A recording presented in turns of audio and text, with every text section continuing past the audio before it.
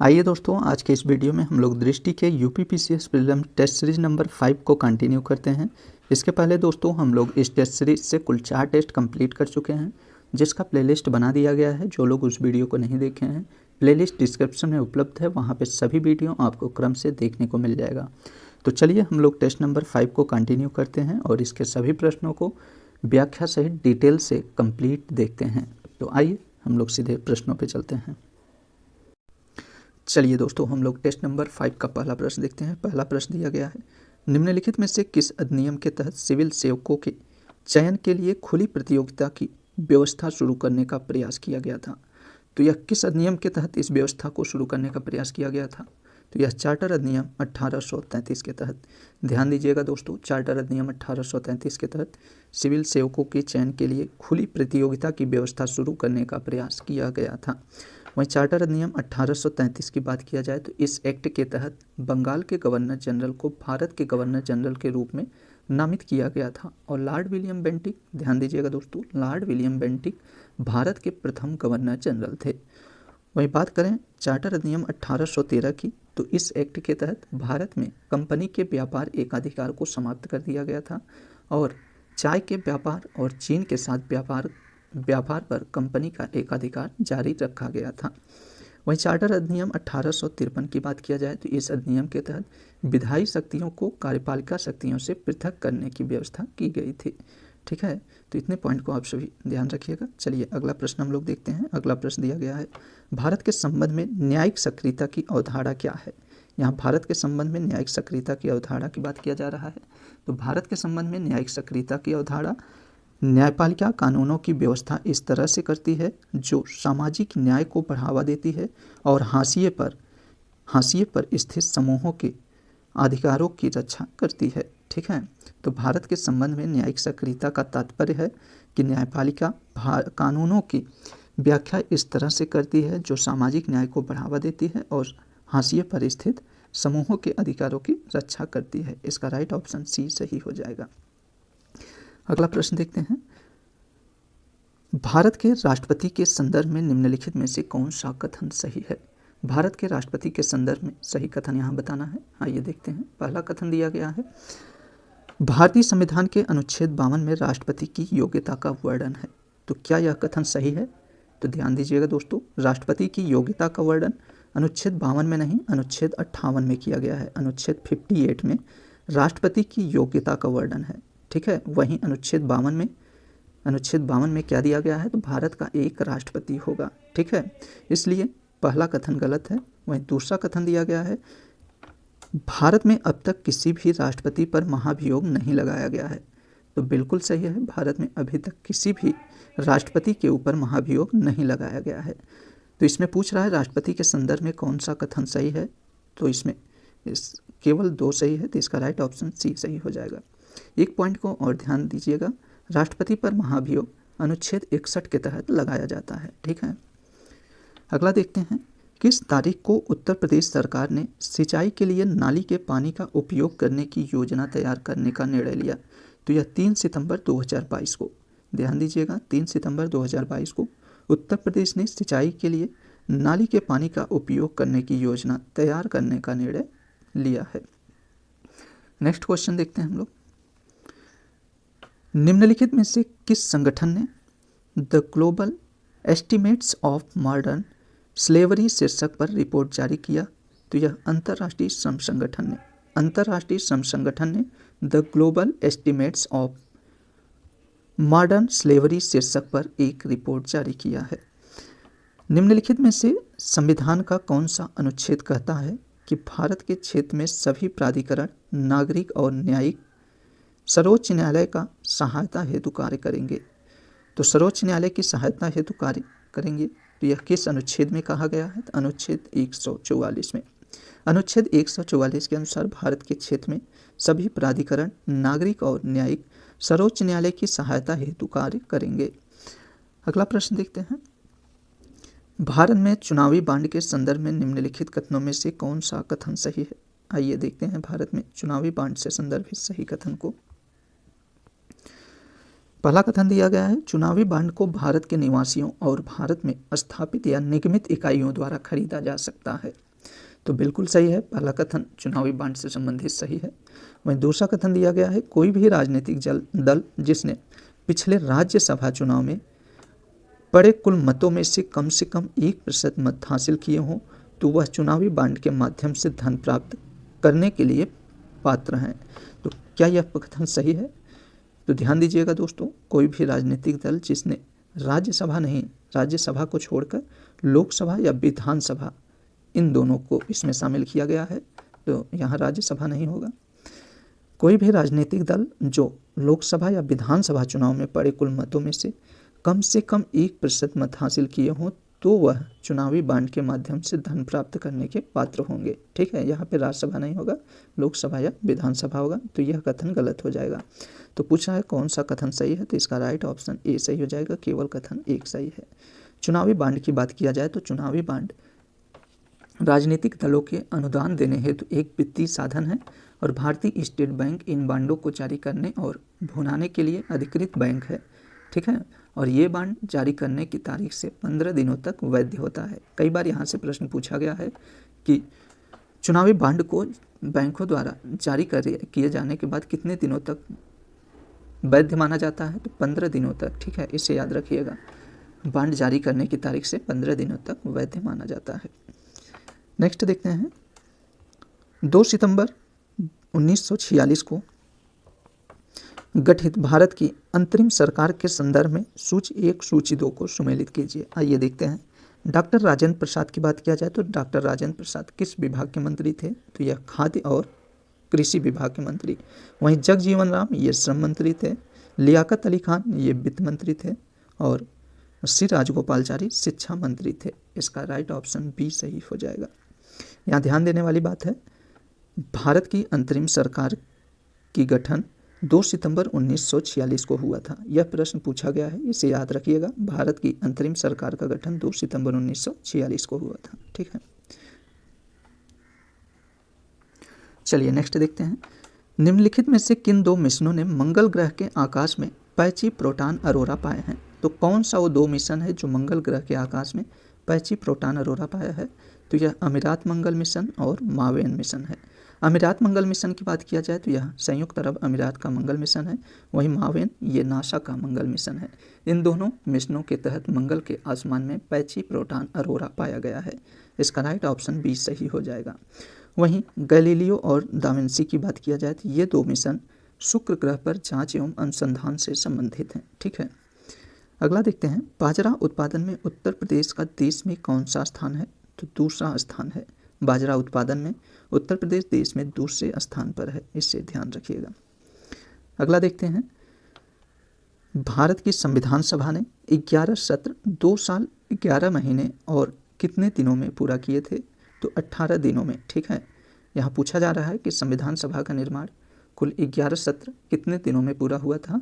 तो 2 साल 11 महीने 18 दिनों में। ठीक है, बात किया जाए संविधान सभा की, संविधान सभा का अंतिम सत्र कब आयोजित किया गया था? तो संविधान सभा का अंतिम सत्र 24 जनवरी 1950 को आयोजित किया गया था, इससे ध्यान रखिएगा। वहीं संविधान सभा के निर्माण में कुल 64 लाख रुपए खर्च हुए थे। ठीक है, अगला प्रश्न देखते हैं। किसी राज्य के राज्यपाल के तौर पर किसी व्यक्ति की नियुक्ति के संदर्भ में निम्नलिखित में से कौन सा कथन सही है? यहाँ राज्यपाल की नियुक्ति से संदर्भित सही कथन बताना है। आइए देखते हैं।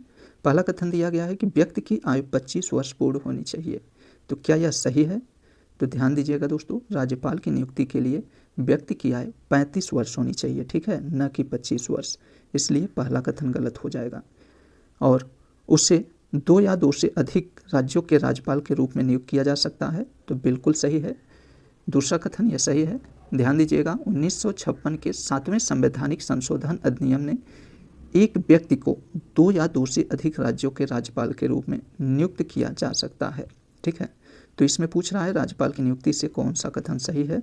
तो इसका राइट ऑप्शन सी सही हो जाएगा, केवल कथन 2 सही है। यहाँ पे कुछ इंपॉर्टेंट फैक्ट को और ध्यान दीजिएगा, जैसे राष्ट्रपति, उपराष्ट्रपति और राज्यपाल इन तीनों के योग्यता की आयु 35 वर्ष होती है। ठीक है, इस बात को ध्यान रखिएगा। राष्ट्रपति, उपराष्ट्रपति और राज्यपाल इन तीनों की योग्यता की आयु 35 वर्ष होती है। वहीं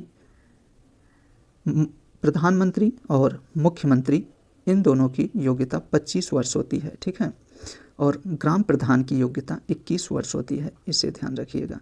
ये सब छोटे छोटे फैक्ट हैं, कभी एग्जाम में पूछ लिए जाते हैं तो गलती हो जाती है, तो इसे ध्यान रखिएगा। चलिए नेक्स्ट देखते हैं। कालक्रमबद्ध क्रम में निम्नलिखित राष्ट्रपतियों को उनके कार्यकाल के आधार पर व्यवस्थित कीजिए। यहाँ राष्ट्रपतियों के कार्यकाल के आधार पर व्यवस्थित करना है। आइए देखते हैं। डॉक्टर जाकिर हुसैन की बात किया जाए तो इनका कार्यकाल 1967 से 1969 तक था। वहीं डॉक्टर APJ अब्दुल कलाम का कार्यकाल 2002 से 2007 तक था। KR नारायण का कार्यकाल 1997 से 2002 तक और रामनाथ कोविंद का कार्यकाल 2017 से 2022 तक था, ठीक है। इनको क्रम में करेंगे तो सबसे पहले जाकिर हुसैन का कार्यकाल आता है, उसके बाद KR नारायण दूसरे स्थान पे, फिर APJ अब्दुल कलाम और लास्ट में रामनाथ कोविंद का स्थान आता है, ठीक है। इसका राइट ऑप्शन ए सही हो जाएगा। चलिए नेक्स्ट देखते हैं।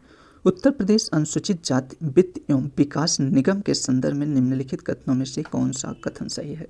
उत्तर प्रदेश अनुसूचित जाति वित्त विकास निगम की बात किया जा रहा है। इसके अनुसार इसने अधिकतम आय सीमा की शर्त को समाप्त कर दिया है, तो बिल्कुल सही है, पहला कथन सही हो जाएगा। उत्तर प्रदेश अनुसूचित जाति वित्त एवं विकास निगम के अनुसार स्वरोजगार योजनाओं का लाभ लेने के लिए अधिकतम आय सीमा की शर्त को समाप्त कर दिया गया है। वहीं दूसरा कथन दिया गया है कि 2.5 लाख रुपए तक की वार्षिक आय वाले व्यक्ति को प्राथमिकता दी जाएगी, तो बिल्कुल सही है, ये भी कथन सही है। ध्यान दीजिएगा, स्वरोजगार योजनाओं का लाभ लेने के लिए 2.5 लाख रुपए तक की वार्षिक आय वाले व्यक्ति को प्राथमिकता दी जाएगी। ये दोनों कथन इसका सही है, इसका राइट ऑप्शन बी सही हो जाएगा। नेक्स्ट देखते हैं। निम्नलिखित में से किसे 64वां रेमन मैग्सेसे पुरस्कार जीता है। तो किसने 64वां रेमन मैग्सेसे पुरस्कार जीता, तो यह तदाशी हटोरी ने। तदाशी हटोरी ये जापान के नेत्र रोग विशेषज्ञ हैं, जिन्हें 64वां रेमन मैग्सेसे पुरस्कार दिया गया है। वहीं रवीश कुमार की बात किया जाए तो रवीश कुमार को वर्ष 2019 का रेमन मैग्सेसे पुरस्कार दिया गया था। नेक्स्ट है, निम्नलिखित में से कौन राजनीतिक कार्यपालिका का अंग है। तो राजनीतिक कार्यपालिका का अंग कौन है, तो यह गृह मंत्री है, ठीक है। गृह मंत्री क्यों ही राजनीतिक कार्यपालिका का अंग हुए, जिला कलेक्टर, गृह मंत्रालय सचिव और पुलिस महानिदेशक क्यों नहीं हुए, तो ध्यान दीजिएगा, निर्वाचित प्रतिनिधि होने के कारण गृह मंत्री कार्यपालिका का सदस्य होता है, ठीक है। जो निर्वाचित प्रतिनिधि होता है वही राजनीतिक कार्यपालिका का अंग माना जाता है, इसलिए इसका राइट ऑप्शन सी सही हो जाएगा। गृह मंत्री राजनीतिक कार्यपालिका का अंग होता है। अगला प्रश्न देखते हैं। संविधान का कौन सा भाग संविधान और उसकी प्रक्रिया में संशोधन करने हेतु संसद की शक्तियों में संबंधित है। तो यह कौन सा भाग है जिसमें संविधान संशोधन का जिक्र किया गया है, तो यह भाग 20 है। भाग 20 में संविधान संशोधन की बात कहा गया है। वहीं भारतीय संविधान के अनुच्छेद 368 के तहत संसद संविधान और उसकी प्रक्रिया में संशोधन कर सकती है, ठीक है, जो भाग 20 में दिया गया है। अगला देखते हैं। संविधान सभा की प्रांतीय संविधान समिति के अध्यक्ष कौन थे। तो बताइए आप सभी, संविधान सभा की प्रांतीय संविधान समिति के अध्यक्ष कौन थे, तो यह सरदार वल्लभ भाई पटेल थे। इसका राइट ऑप्शन डी सही हो जाएगा। आप लोग कमेंट करके बताइएगा कि संघ शक्ति समिति के अध्यक्ष कौन थे, आप लोग जरूर बताइएगा इस प्रश्न का आंसर। चलिए नेक्स्ट देखते हैं। विश्व जूनियर तैराकी चैंपियनशिप के फाइनल में पहुंचने वाली पहली भारतीय महिला कौन बनी है, तो यह अपेक्षा फर्नांडीज बनी है। ध्यान दीजिएगा दोस्तों, विश्व जूनियर तैराकी चैंपियनशिप के फाइनल में पहुंचने वाली पहली भारतीय महिला अपेक्षा फर्नांडीज बनी है, ठीक है। चलिए नेक्स्ट देखते हैं। निम्नलिखित में से कौन सा राज्य एवं केंद्र शासित प्रदेश इंटरनेशनल इत्र फेस्टिवल की मेजबानी करेगा, तो यह उत्तर प्रदेश इंटरनेशनल इत्र फेस्टिवल की मेजबानी करेगा। कन्नौज को इत्र की नगरी कहा जाता है। ध्यान दीजिएगा दोस्तों, उत्तर प्रदेश के कन्नौज जिले को इत्र की नगरी कहा जाता है, ठीक है। अगला देखते हैं। निम्नलिखित में से कौन सा सही सुमेलित नहीं है। यहाँ जो सही सुमेलित नहीं है उसे बताना है। आइए देखते हैं। भाग 2 में नागरिकता का वर्णन दिया गया है, बिल्कुल सही है। भाग 2 में नागरिकता है। वहीं भाग 3 में मौलिक अधिकार, भाग 9 में पंचायतें, भाग 15 में निर्वाचन होगा, राजभाषा नहीं होगा, ठीक है। तो इसमें पूछा है कौन सही सुमेलित नहीं है, तो इसका राइट ऑप्शन डी सही हो जाएगा। भाग 15 की बात किया जाए तो भाग 15 में निर्वाचन दिया गया है, ठीक है, निर्वाचन है। वहीं राजभाषा की बात किया जाए तो राजभाषा भाग 17 में दिया गया है, ठीक। अगला देखते हैं कथन और कारण से संबंधित प्रश्न को। राज्य का न्यायिक कार्यपालिका मुख्यमंत्री होता है, तो ध्यान दीजिएगा, राज्य का न्यायिक कार्यपालिका मुख्यमंत्री नहीं होता है, बल्कि मुख्यमंत्री या राज्य का वास्तविक कार्यकारी माना जाता है, क्योंकि वे राज्य सरकार के प्रमुख होते हैं और राज्य के प्रशासन और कार्यकारी कार्यों के लिए उत्तरदायी होते हैं। इसलिए मुख्यमंत्री राज्य का न्यायिक कार्यपालिका नहीं होता है। इस कथन इसका गलत हो जाएगा। वहीं कारण दिया गया है मुख्यमंत्री की नियुक्ति राज्यपाल द्वारा की जाएगी, तो बिल्कुल सही है कारण। मुख्यमंत्री की नियुक्ति राज्यपाल के द्वारा किस अनुच्छेद के तहत की जाती है, तो अनुच्छेद 164 के तहत, 164 के तहत, ठीक है, इसे ध्यान रखिएगा। 164 के तहत राज्यपाल मुख्यमंत्री की नियुक्ति करता है और अन्य मंत्रियों की नियुक्ति राज्यपाल मुख्यमंत्री के सलाह पर करेगा। तो इसमें पूछ रहा है कौन सा कथन सही है, इसमें कथन कारण में इसका कौन सा सही हो जाएगा, तो इसका राइट ऑप्शन डी सही होगा। कथन गलत है परंतु कारण सही है। चलिए अगला प्रश्न देखते हैं। राष्ट्रपति की शक्तियों के संदर्भ में निम्नलिखित में से कौन सा कथन सही है। यहाँ राष्ट्रपति की शक्तियों से संदर्भित सही कथन बताना है। आइए देखते हैं। पहला कथन दिया गया है कि भारत सरकार के सभी कार्यकारी कार्यों को औपचारिक रूप से राष्ट्रपति के नाम पर किया जाता है, बिल्कुल सही है। भारत सरकार के सभी कार्य राष्ट्रपति के नाम पर किया जाता है, ठीक है। वहीं दूसरा कथन दिया है कि विधायी शक्ति के माध्यम से वह पहले सत्र में संसद को संबोधित कर सकता है, तो बिल्कुल सही है, राष्ट्रपति पहले सत्र में संसद को संबोधित कर सकता है। वहीं तीसरा कथन है कि कार्यकारी शक्तियों के माध्यम से वह अध्यादेश को प्रख्यापित कर सकता है, तो यह कथन गलत हो जाएगा। राष्ट्रपति अध्यादेश को जारी करने की बात किया जाए तो राष्ट्रपति जब संसद का सत्र नहीं चल रहा हो तो वह अध्यादेश जारी कर सकते हैं। इन अध्यादेशों को संसद द्वारा अपनी पुनर्सभा से 6 सप्ताह के भीतर, ध्यान दीजिएगा दोस्तों, संसद सत्र शुरू होने से 6 सप्ताह के भीतर अनुमोदित किया जाना चाहिए।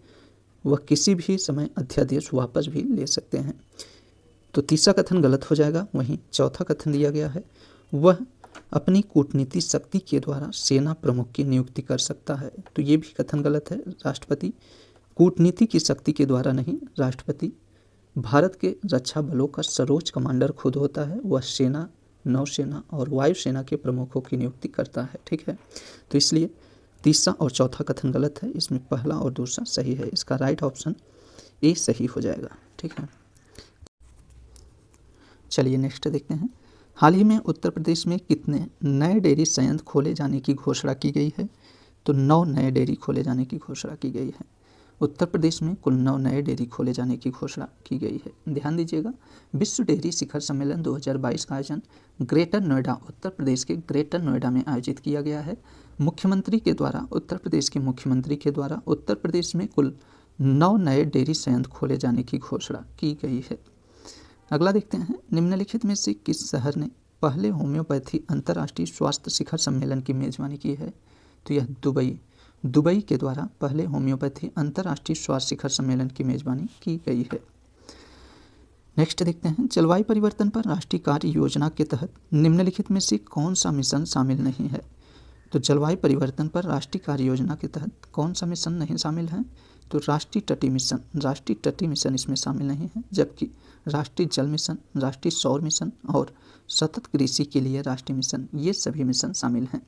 ध्यान दीजिएगा दोस्तों, जलवायु परिवर्तन पर राष्ट्रीय कार्य योजना के तहत कुल 8 मिशन शामिल हैं। कितने, तो 8 मिशन शामिल हैं, इसे ध्यान रखिएगा।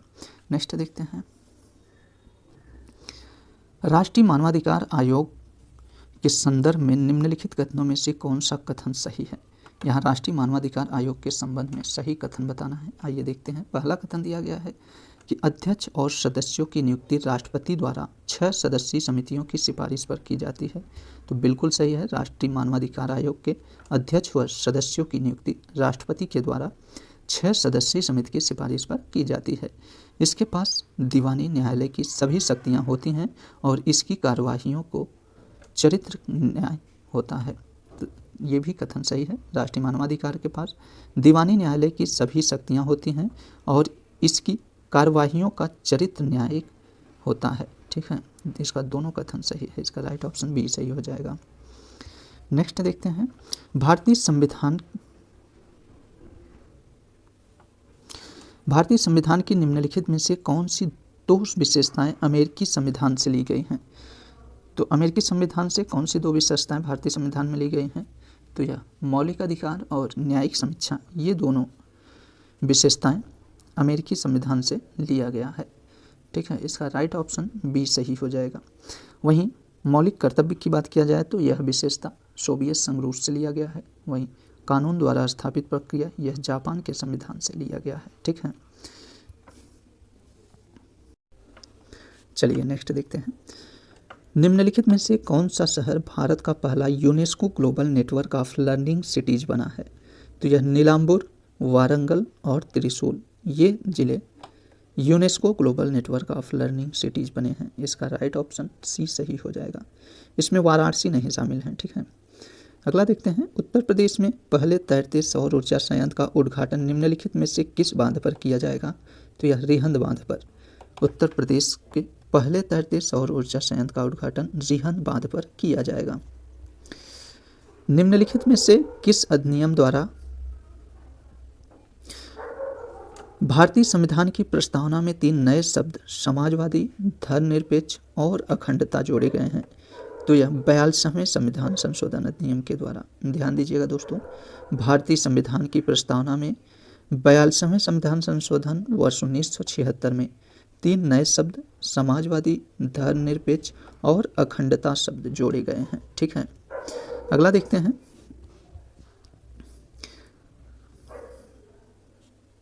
चलिए, राज्य विधानमंडल के संबंध में निम्नलिखित कथनों पर विचार कीजिए। यहाँ राज्य विधानमंडल से संबंधित सही कथन बताना है। आइए देखते हैं, विधान परिषद किसी साधारण विधेयक को 4 महीने तक के लिए रोक सकती है। तो बिल्कुल सही है, विधान परिषद किसी भी साधारण विधेयक को 4 महीने तक के लिए रोक सकती है। वहीं दूसरा कथन दिया गया है, विधान परिषद की संरचना से संबंधित प्रावधान अनुच्छेद 200 के अंतर्गत दिए गए हैं। तो यह गलत हो जाएगा। ध्यान दीजिएगा, विधान परिषद की संरचना से संबंधित प्रावधान अनुच्छेद 171 में दिया गया है। ठीक है, 200 में नहीं, 171 में दिया गया है, इसलिए यह कथन गलत हो जाएगा। वहीं तीसरा कथन दिया गया है कि उत्तर प्रदेश में विधान परिषद में कुल सदस्यों के 1/6 सदस्य राज्यपाल द्वारा मनोनीत किए जाते हैं। तो बिल्कुल सही है, उत्तर प्रदेश विधानसभा में कुल 1/6, ध्यान दीजिएगा, कुल 1/6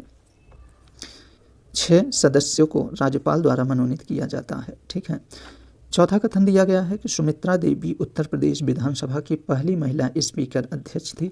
तो यह कथन गलत हो जाएगा, उत्तर प्रदेश के पहले विधानसभा अध्यक्ष पुरुषोत्तम दास टंडन थे। ठीक है, तो इसमें पूछा जा रहा है कौन सा कथन सही है, तो इसका राइट ऑप्शन ए सही हो जाएगा, कथन 1 और 3 सही है। यहाँ ध्यान दीजिएगा दोस्तों, उत्तर प्रदेश विधानसभा में अभी तक किसी भी महिला को स्पीकर नहीं बनाया गया है। ठीक है, इस बात को नोट करिएगा आप सभी कि उत्तर प्रदेश विधानसभा में अभी तक किसी भी महिला को स्पीकर या अध्यक्ष नहीं बनाया गया है। ठीक है, और उत्तर प्रदेश विधानसभा के पहले अध्यक्ष पुरुषोत्तम दास टंडन हैं।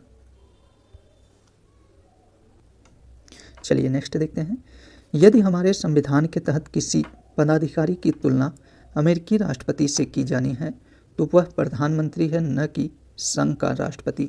यह निम्नलिखित में से किसका कथन है। तो यह BR अम्बेडकर का कथन है। ठीक है, इसका राइट ऑप्शन डी सही हो जाएगा। नेक्स्ट देखते हैं, सितंबर 2022 में उत्तर प्रदेश सरकार ने निम्नलिखित में से किस स्थान पर एक नया पर्यटन पुलिस स्टेशन खोलने का निर्णय लिया है। तो यह प्रयागराज में। ध्यान दीजिएगा दोस्तों, उत्तर प्रदेश सरकार ने प्रयागराज में नए पर्यटन पुलिस स्टेशन खोलने का निर्णय लिया है। सितंबर 2022 में भारत और यूनाइटेड किंगडम ने साइबर सुरक्षा अभ्यास का आयोजन किया, जिसमें कुल कितने देश शामिल थे। तो इसमें कुल 26 देश शामिल हुए थे। ठीक है, यहाँ ध्यान देने वाली बात है, साइबर सुरक्षा अभ्यास भारत और यूनाइटेड किंगडम के मध्य आयोजित किया गया है। ठीक है, इस पॉइंट को याद रखिएगा। चलिए नेक्स्ट देखते हैं, राष्ट्रीय सफाई कर्मचारी आयोग के संदर्भ में निम्नलिखित में से कौन सा कथन सही नहीं है। यहाँ जो कथन सही नहीं है उससे बताना है। तो आइए देखते हैं, पहला कथन दिया गया है कि इसकी स्थापना वर्ष 1993 में 3 वर्ष की प्रारंभिक अवधि के लिए की गई थी? तो बिल्कुल सही है, राष्ट्रीय सफाई कर्मचारी आयोग की स्थापना 1993 में 3 वर्ष की प्रारंभिक अवधि के लिए की गई थी। वर्ष 2004 में इसका विस्तार एक संवैधानिक निकाय के रूप में किया गया। ये भी कथन सही है, इसका राइट ऑप्शन बी सही हो जाएगा। नेक्स्ट देखते हैं, लोकतंत्र बचाओ का नारा दिया गया था। तो लोकतंत्र बचाओ का नारा जनता पार्टी के द्वारा दिया गया था। ध्यान दीजिएगा, 1977 में लोकसभा चुनाव के दौरान जनता पार्टी ने लोकतंत्र बचाओ का नारा दिया था। ठीक है, चलिए नेक्स्ट देखते हैं,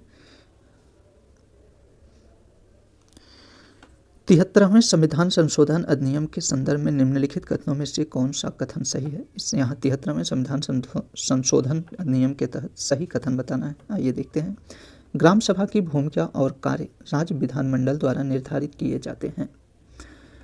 तो बिल्कुल सही है, ग्राम सभा की भूमिका और कार्य राज्य विधानमंडल द्वारा निर्धारित किए जाते हैं। वहीं प्रत्येक पंचायत निकाय का कार्यकाल 5 वर्ष होता है। तो ये भी कथन सही है, पंचायत निकाय का कार्यकाल 5 वर्ष का होता है। इसका दोनों कथन सही होगा, इसका राइट ऑप्शन बी सही है। चलिए नेक्स्ट देखते हैं, पीएम श्री योजना निम्नलिखित में से किससे संबंधित है? तो पीएम श्री योजना यह देश भर के स्कूलों के उन्नयन और विकास के लिए एक योजना है। ठीक है, इसका राइट ऑप्शन ए सही हो जाएगा। पीएम श्री योजना देश भर के स्कूलों के उन्नयन और विकास के लिए एक योजना है। ठीक है, अगला है, उत्तर प्रदेश के किस मंडल में नंदी अभ्यारण्य का निर्माण किया जा रहा है? तो किस मंडल में नंदी अभ्यारण्य का निर्माण किया जा रहा है? तो यह मुरादाबाद मंडल में। ठीक है, उत्तर प्रदेश के मुरादाबाद मंडल में आवारा पशुओं की समस्याओं को देखते हुए नंदी अभ्यारण्य का निर्माण किया जा रहा है। इसमें आवारा पशुओं को जैसे गाय और बैलों को रखा जाएगा। ठीक है, अगला देखते हैं, भारतीय संविधान का अनुच्छेद 3 संसद को किस हेतु अधिकृत करता है? तो यह किसी भी राज्य की सीमाओं में परिवर्तन करना अधिकृत करता है। तो अनुच्छेद 3 के तहत संसद किसी भी राज्य की सीमाओं में परिवर्तन कर सकता है। ठीक है, इसका राइट ऑप्शन सी सही हो जाएगा। वहीं नए राज्यों को भारत संघ में शामिल करना यह अनुच्छेद 2 के तहत दिया गया है। ठीक है, अगला देखते हैं, उत्तर प्रदेश सरकार के मुख्य सचिव कौन हैं? तो दुर्गा शंकर मिश्र उत्तर प्रदेश के मुख्य सचिव हैं। अंतर्राष्ट्रीय नेक्स्ट देखते हैं, अंतर्राष्ट्रीय श्रम संगठन के संदर्भ में निम्नलिखित कथनों में से कौन सा कथन सही है? आइए देखते हैं, इसकी स्थापना वर्ष 1919 में वर्साई की संधि द्वारा की गई थी। तो बिल्कुल सही है, अंतर्राष्ट्रीय श्रम संगठन की स्थापना वर्ष 1919 में वर्साई की संधि में जिनेवा में इसकी स्थापना की गई थी। वर्ष 1969 में इसे नोबेल शांति पुरस्कार प्रदान किया गया था। तो इसका दोनों कथन सही है, इसका राइट ऑप्शन बी सही हो जाएगा। चलिए नेक्स्ट देखते हैं, उत्तर प्रदेश में फ्लैटेड फैक्ट्री कॉम्प्लेक्स के संबंध में निम्नलिखित कथनों पर विचार कीजिए। इसकी स्थापना कानपुर में की गई थी। तो उत्तर प्रदेश में फ्लैटेड फैक्ट्री कॉम्प्लेक्स की स्थापना आगरा में की गई थी, न कि कानपुर में। ठीक है, इसकी स्थापना आगरा में की गई थी, कानपुर में नहीं, इसलिए इसका कथन गलत हो जाएगा। पहला कथन इसका गलत है। वहीं दूसरा कथन दिया गया है कि इसे 500 करोड़ रुपए की लागत से बनाया जाएगा। तो ये 500 करोड़ नहीं, 125 करोड़ रुपए की लागत से बनाया जाएगा, इसलिए ये भी कथन गलत है। वहीं गैर प्रदूषणकारी श्वेत श्रेणी उद्योग के रूप में वस्त्र उद्योग को प्राथमिकता दी जाएगी। तो बिल्कुल सही है। वहीं इस पहली फ्लैटेड फैक्ट्री कॉम्प्लेक्स में 200 उद्यमी अपनी फैक्ट्रियां लगा सकेंगे। तो इसका तीसरा और चौथा कथन बिल्कुल सही है, इसका राइट ऑप्शन बी सही हो जाएगा। ठीक है, भारत का पहला मॉडिफाइड बायो विलेज कहाँ स्थित है? तो यह त्रिपुरा में स्थित है। भारत का पहला मॉडिफाइड बायो विलेज त्रिपुरा में स्थित है। ठीक है, अस्पृश्यता के संबंध में निम्नलिखित कथनों में से कौन सा कथन सही है? अस्पृश्यता के संबंध में सही कथन बताना है। पहला कथन दिया गया है, भारतीय संविधान में अस्पृश्यता को परिभाषित किया गया है। तो देखिए, भारतीय संविधान में अस्पृश्यता को परिभाषित नहीं किया गया है। ठीक है, इसलिए पहला कथन इसका गलत हो जाएगा। ठीक है, वहीं भारतीय संविधान का अनुच्छेद 17 प्रकृति में निरपेक्ष है। तो बिल्कुल सही है, भारतीय संविधान का अनुच्छेद 17 अस्पृश्यता को समाप्त करता है, इसलिए दूसरा कथन इसका सही है, इसका राइट ऑप्शन सी सही हो जाएगा। चलिए अगला देखते हैं, केंद्र सरकार के संदर्भ में निम्नलिखित कथनों में से कौन सा कथन सही है? पहला कथन दिया गया है, मंत्रिमंडल केंद्र सरकार का सर्वोच्च कार्यकारी प्राधिकरण होता है। तो बिल्कुल सही है, मंत्रिमंडल केंद्र सरकार की नीति निर्माता होता है, वह केंद्र सरकार के सर्वोच्च कार्यकारी प्राधिकरण होता है। ठीक है। प्रधानमंत्री का कोई निश्चित कार्यकाल नहीं होता है। तो ये भी कथन सही है, प्रधानमंत्री का कोई निश्चित कार्यकाल नहीं होता है। क्यों? क्योंकि वह राष्ट्रपति के प्रसाद पर्यंत पद धारण करता है। हालांकि इसका मतलब यह नहीं है कि राष्ट्रपति किसी भी समय प्रधानमंत्री को बर्खास्त कर दे। जब तक प्रधानमंत्री को लोकसभा में बहुमत प्राप्त होता है तब तक उन्हें राष्ट्रपति द्वारा पद से हटाया नहीं जा सकता है। ठीक है, इसलिए प्रधानमंत्री का कार्यकाल कोई निश्चित नहीं है। इसका राइट ऑप्शन बी सही हो जाएगा। इसका दोनों कथन सही है। चलिए नेक्स्ट देखते हैं, सरकार के संसदीय स्वरूप के संदर्भ में निम्नलिखित कथनों में से कौन सा कथन सही है? सरकार का संसदीय स्वरूप निरंकुशता को प्रतिबंध करता है। तो बिल्कुल सही है, सरकार का संसदीय स्वरूप निरंकुशता को प्रतिबद्ध करता है। इस रूप में विधायी और कार्यपालिका अविभाज्य हैं। तो बिल्कुल ये भी कथन सही है। ध्यान दीजिएगा दोस्तों, कैबिनेट विधायिका के नेता के साथ साथ कार्यपालिका के रूप में कार्य करता है। तो इस रूप में विधायी कार्यपालिका अविभाज्य है। दोनों कथन इसका सही है। इसका राइट ऑप्शन बी सही हो जाएगा। राष्ट्रीय स्वच्छ वायु कार्यक्रम के संबंध में निम्नलिखित में से कौन सा कथन सही है? वायु गुणवत्ता प्रबंधन के लिए एक राष्ट्रीय ढांचा तैयार करने का यह देश में पहला प्रयास है। तो बिल्कुल सही है। वहीं दूसरा कथन दिया गया है, हाल ही में केंद्र सरकार ने वर्ष 2026 तक पीएम सांद्रता में 40% की कमी लाने का नया लक्ष्य निर्धारित किया है। इसका दोनों कथन सही है। ठीक है, राष्ट्रीय स्वच्छ वायु कार्यक्रम की बात किया जाए तो यह इससे पर्यावरण वन एवं जलवायु परिवर्तन मंत्रालय द्वारा जनवरी 2019 में लॉन्च किया गया था। ठीक है, चलिए नेक्स्ट देखते हैं, शंघाई सहयोग संगठन की 22वीं बैठक में भारत के किस शहर को शंघाई सहयोग संगठन पर्यटन और सांस्कृतिक राजधानी के रूप में नामित किया गया है? तो वाराणसी को। ठीक है, वाराणसी को शंघाई सहयोग संगठन के पर्यटन और सांस्कृतिक राजधानी के रूप में नामित किया गया है। इसका राइट ऑप्शन बी सही हो जाएगा। यहाँ ध्यान दीजिएगा दोस्तों, शंघाई सहयोग संगठन की 22वीं बैठक कहाँ पे आयोजित की गई है? तो यह उज्बेकिस्तान के समरकंद में। ठीक है, एससीओ की 22वीं बैठक उज्बेकिस्तान के समरकंद में की गई है। तो चलिए क्वेश्चन नंबर 51 देखते हैं, अनुच्छेद 21A के संदर्भ में निम्नलिखित कथनों में से कौन सा कथन सही है? पहला कथन दिया गया है कि अनुच्छेद 21 से वर्ष 2002 के 82वें संविधान संशोधन अधिनियम द्वारा जोड़ा गया था। तो क्या यह कथन सही है? तो ध्यान दीजिएगा दोस्तों, अनुच्छेद 21 से वर्ष 2002 में 86वें संविधान संशोधन द्वारा जोड़ा गया था। कितने संविधान संशोधन? तो 86वें संविधान संशोधन। यहाँ 82वें द्वारा नहीं जोड़ा गया है, तो इसलिए यह कथन गलत हो जाएगा।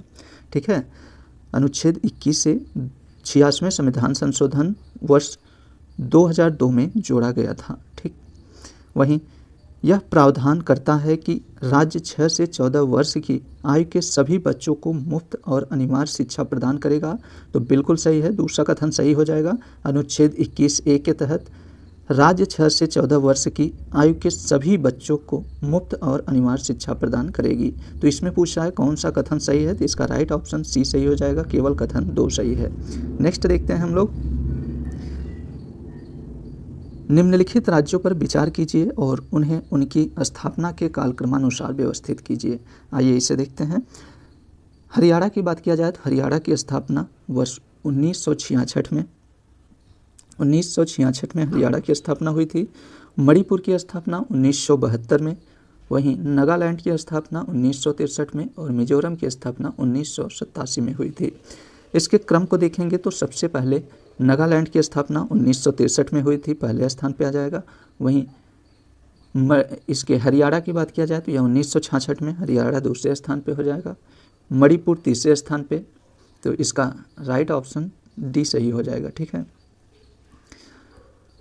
तो इन राज्यों के गठन के वर्ष को ध्यान रखिएगा दोस्तों। हरियाणा के राज्य का गठन, हरियाणा राज्य का गठन 1966 में हुआ था।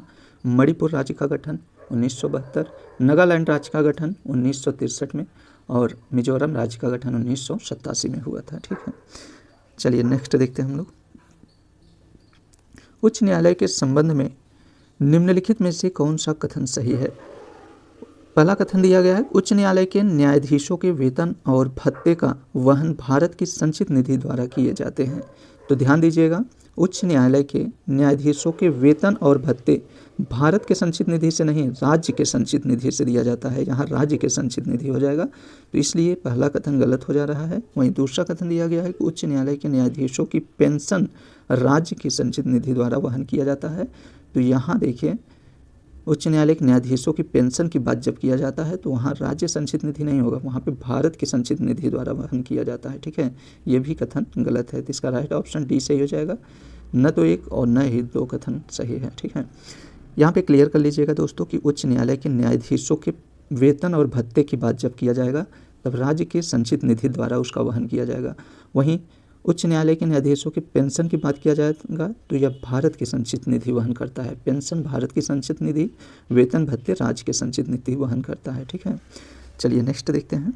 उत्तर प्रदेश में किस स्थान पर जेवर हवाई अड्डे से बड़ा अंतर्राष्ट्रीय हवाई अड्डा बनाने का प्रस्ताव प्रस्तुत किया गया? तो यह नवाबगंज में, नवाबगंज उत्तर प्रदेश के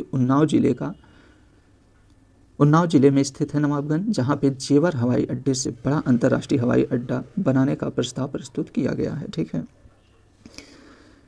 नेक्स्ट देखते हैं। क्वीन एलिजाबेथ द्वितीय के संदर्भ में निम्नलिखित में से कौन सा कथन सही है? क्वीन एलिजाबेथ द्वितीय के संदर्भ में सही कथन की बात किया जाए तो पहला कथन दिया गया है कि वह ब्रिटेन की सबसे लंबे समय तक राज करने वाली महारानी थी, तो बिल्कुल सही है।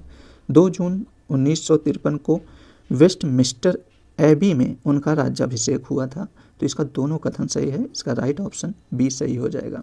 ध्यान दीजिएगा दोस्तों, क्वीन एलिजाबेथ द्वितीय ब्रिटेन की सबसे लंबे समय तक राज करने वाली महारानी थे। चलिए नेक्स्ट देखते हैं।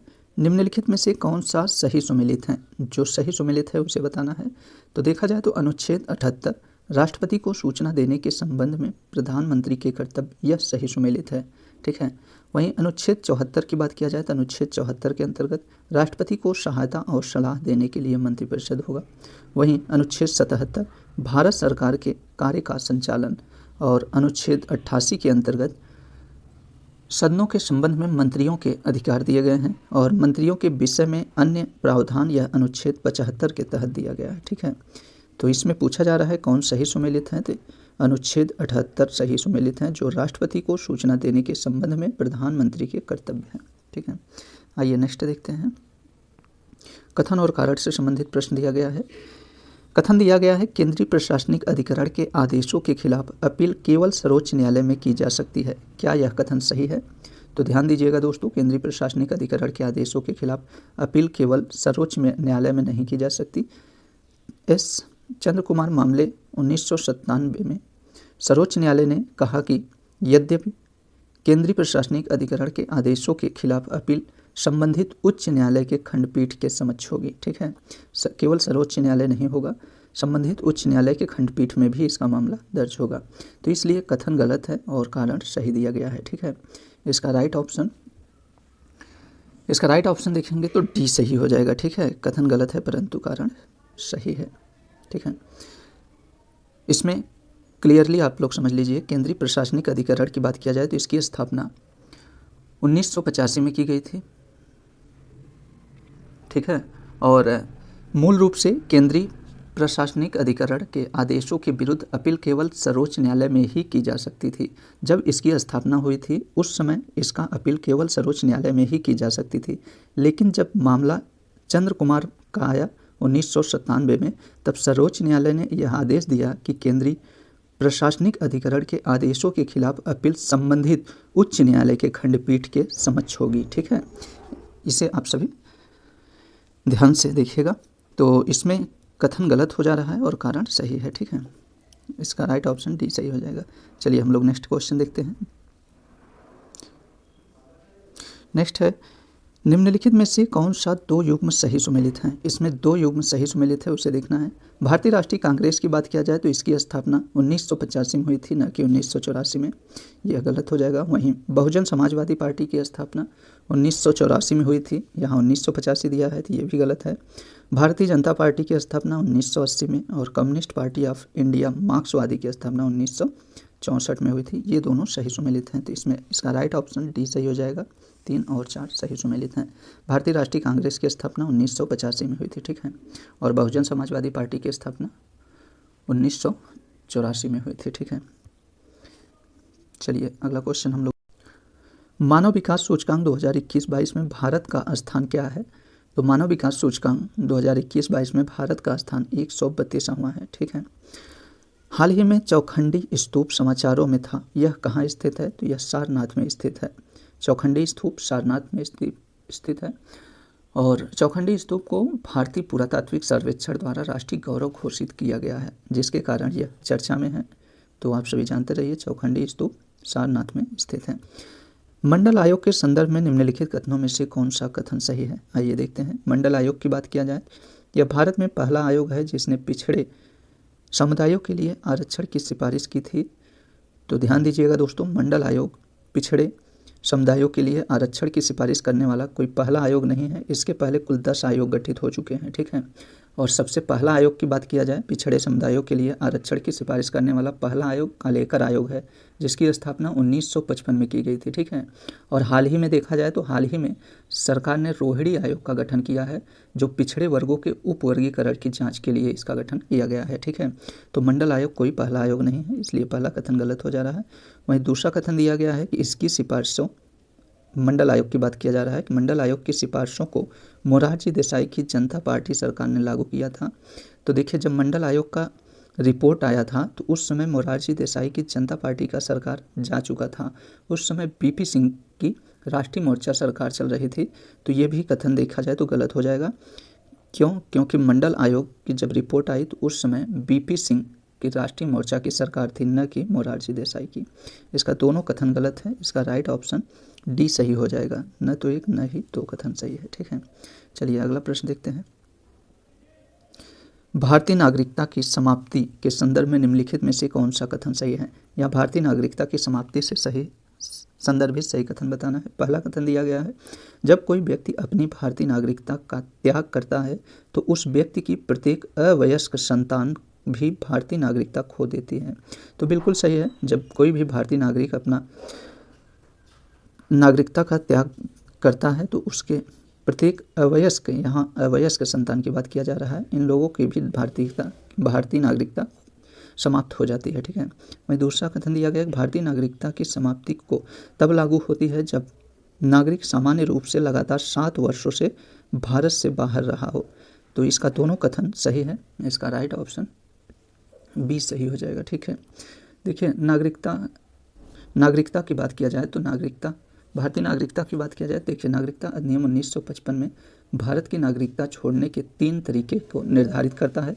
पहला स्वैच्छिक त्याग, दूसरा समाप्ति त्याग, तीसरा सरकार द्वारा वंचित, ठीक है। तो नागरिकता 3 प्रकार से निर्धारित होता है, इसे आप सभी जानते रहिए। चलिए आइए इस प्रश्न को देखते हैं। निम्नलिखित में से कौन से 2 सुमेलित हैं? इसमें कोई 2 सुमेलित है, उसे बताना है। तो इसमें देखिए, कुटुंब न्यायालय अधिनियम 1984 में यह सुमेलित है और विधिक सेवा प्राधिकरण अधिनियम 1987 में ये दोनों अधिनियम सुमेलित हैं। जबकि ग्राम न्यायालय अधिनियम ये 1995 में नहीं, यह 2008 में आया था, ठीक है। ग्राम न्यायालय अधिनियम की बात किया जाए 2008 में हो जाएगा। और लोकपाल एवं लोकायुक्त अधिनियम की बात किया जाए तो यह 2013 में, लोकपाल लोकायुक्त अधिनियम यह 2013 में लागू हुआ था, ठीक है। तो इसमें पहला और चौथा सही हो जाएगा। तो इसका राइट ऑप्शन देखेंगे तो पहला और चौथा ऑप्शन सी सही हो जाएगा, ठीक है। हाल ही में केंद्र सरकार ने उत्तर प्रदेश के कितने जिलों में नए मेडिकल कॉलेज खोलने की सहमति दी है? तो यह कुल 6 जिलों में उत्तर प्रदेश ने नए मेडिकल कॉलेज खोलने की सहमति दी है। अगला है, निम्नलिखित में से किन 2 संस्थानों ने देश का प्रथम राष्ट्रीय इलेक्ट्रिक फ्रेट प्लेटफॉर्म ई फर्स्ट इंडिया लॉन्च किया है? तो यह नीति आयोग और विश्व संसाधन संस्थान, ये दोनों संस्थानों ने देश का प्रथम इलेक्ट्रिक फ्रेट प्लेटफॉर्म ई फास्ट इंडिया लॉन्च किया है, ठीक है। तो इसका राइट ऑप्शन ए सही हो जाएगा। नेक्स्ट देखते हैं चलिए नेक्स्ट देखते हैं निम्नलिखित में से कौन से प्रधानमंत्री अपने कार्यकाल के दौरान राज्यसभा के सदस्य थे। तो यह एच.डी. देवगौड़ा अपने कार्यकाल के दौरान राज्यसभा के सदस्य थे। देखा जाए तो भारत में 3 प्रधानमंत्री राज्यसभा के सदस्य थे, जिसमें इंदिरा गांधी, मनमोहन सिंह और एच.डी. देवगौड़ा, ये तीनों प्रधानमंत्री अपने कार्यकाल के दौरान राज्यसभा के सदस्य थे। ठीक है। नेक्स्ट है कथन और कारण संबंधित प्रश्न। आइए देखते हैं। कथन दिया गया है लोक अदालत के पुरस्कार के खिलाफ किसी भी अदालत में कोई अपील नहीं है। तो क्या यह सही है? तो बिल्कुल सही है। लोक अदालत के पुरस्कार के खिलाफ किसी भी अदालत में कोई अपील नहीं है। ऐसा क्यों है? तो क्योंकि लोक अदालत का उद्देश्य है कि विवादों को हल करने का एक त्वरित और सस्ता तरीका प्रदान करना है, और एक अपील प्रक्रिया इस उद्देश्य को विफल कर देती है। इसलिए किसी भी अदालत में लोक अदालत के पुरस्कार के खिलाफ किसी भी अदालत में कोई अपील नहीं की जाती है। तो इस अनुसार कथन सही है। वहीं कारण दिया गया है लोक अदालत न केवल अदालत के समक्ष लंबित मामलों से निपट सकता है, बल्कि मुकदमेबाजी के पूर्व चरण के विवादों से भी निपट सकता है। तो इसका दोनों कथन सही है। कथन और कारण दोनों सही है, पर कथन कारण का सही स्पष्टीकरण नहीं कर रहा है। इसका राइट ऑप्शन देखेंगे तो इसका राइट ऑप्शन सी सही हो जाएगा। ठीक है। कथन कारण दोनों सही है, पर कारण कथन का सही स्पष्टीकरण नहीं कर रहा है। चलिए नेक्स्ट देखते हैं हम लोग। पढ़े भारत अभियान किस मंत्रालय से संबंधित है? तो पढ़े भारत अभियान यह शिक्षा मंत्रालय से संबंधित है। ठीक है। शिक्षा मंत्रालय ने 100 दिवसीय पठन अभियान पढ़े भारत शुरू किया है। ठीक। IBM क्वांटम नेटवर्क में शामिल होने वाला पहला भारतीय संस्थान कौन सा है? तो यह IIT मद्रास है। ध्यान दीजिएगा दोस्तों, IBM क्वांटम नेटवर्क में शामिल होने वाला पहला भारतीय संस्थान IIT मद्रास है। नेक्स्ट देखते हैं। निम्नलिखित में से कौन सा राज्य लंपी वायरस के खिलाफ 1 करोड़ खुराक का आंकड़ा पार करने वाला पहला राज्य बन गया है?